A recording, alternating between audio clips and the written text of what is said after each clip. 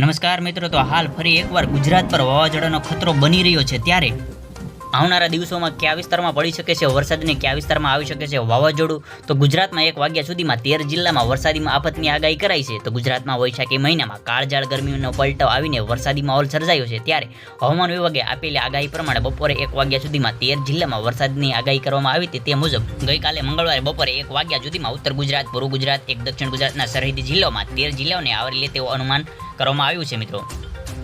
તો મિત્રો, તે પછી જોઈએ તો હવામાન વિભાગની આગાહી પ્રમાણે વાત કરીએ તો હવામાન વિભાગની આગાહી પ્રમાણે આજે 14/5/2024 બપોરે 1 વાગ્યા સુધીમાં ઉત્તર ગુજરાત, પૂર્વ ગુજરાત અને દક્ષિણ ગુજરાતના 11 જિલ્લાઓમાં વરસાદ પડવાની આગાહી કરવામાં આવી છે.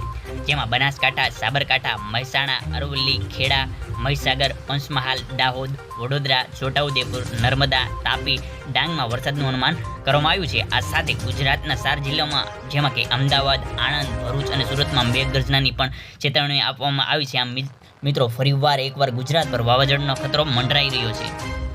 તો મિત્રો, હવામાન વિભાગની આગાહી પ્રમાણે રાજ્યના હવામાનમાં પલટો આવ્યો છે અને રાજ્યના ઘણા વિસ્તારોમાં આંધી વંટોળ સાથે ધોધમાર વરસાદ બાદ આજે સાંજે અમદાવાદ શહેરના વાતાવરણ પણ પલટો જોવા મળ્યો છે. તો શહેરમાં આંધી વંટોળનો માહોલ છવાયો છે, ત્યારે ધૂળની ડમરીઓ ઉડતા વાહન ચાલકોને મુશ્કેલીનો સામનો કરવો પડી રહ્યો છે. સાથે જ સાંજના સમયે અંધારું છવાયું હોય તેવું વાતાવરણ જોવા મળી રહ્યું છે. રાજ્યમાં છેલ્લા 10 કલાકમાં રાજ્યના 5 જિલ્લામાં વરસાદ નોંધાયો છે. રાજ્યના 3 જિલ્લામાં 1 ઇંચ વરસાદ પડ્યો છે. તો બોટાદ, નવસારી, વાસદમાં અને 1 ઇંચ વરસાદ પડ્યો છે અને ભાવનગરના ઉમરાળામાં 1/2 ઇંચ વરસાદ અને ઈડર તથા વઘઈમાં પણ 1/2 ઇંચ વરસાદ ખાબક્યો છે.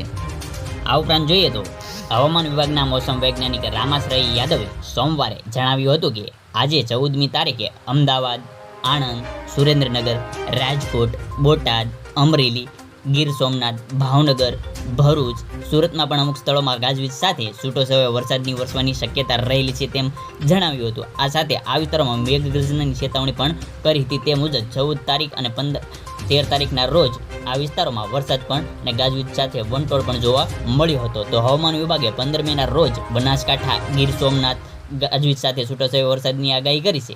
આ સાથે બનાસકાંઠા અને ગીર સોમનાથમાં છૂટોછવાયા સ્થળોએ વરસાદની આગાહી કરી છે. તો આ ઉપરાંત જોઈએ તો 16 મેના રોજ માત્ર બનાસકાંઠામાં જ છૂટોછવાયો ગાજવીજ સાથે વરસાદ વરસવાની આગાહી કરાઈ છે.